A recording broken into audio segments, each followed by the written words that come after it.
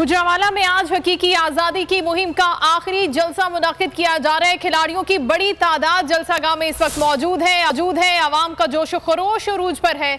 जलसागाह में मौजूद लोग क्या कहते हैं, आइए देखते हैं।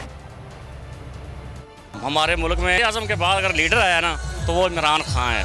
वो ईमानदार बंदा है, वो करप्शन ज़्यादा नहीं है, इसलिए सारे लोग इमरान खान के साथ हैं। हमें खान साहब से प्यार है क्योंकि वो झूठ नहीं बोलते, तो हम हक सच के लिए इधर आए हैं।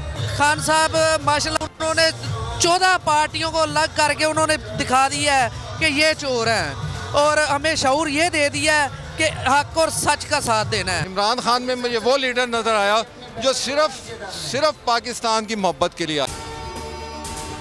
अगर आपको ये वीडियो पसंद आई है तो लाइक पर क्लिक करें। अपने खानदान के लिए नहीं, अपने बच्चों के बिजनेस के लिए नहीं, अपने किसी कारोबार के लिए नहीं।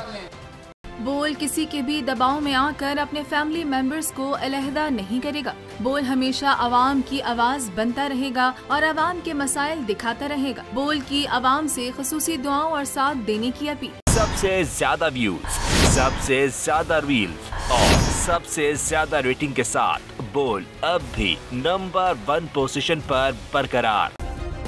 सब्सक्राइब करें और बेल दबाएं ताकि कोई खबर रह न जाए।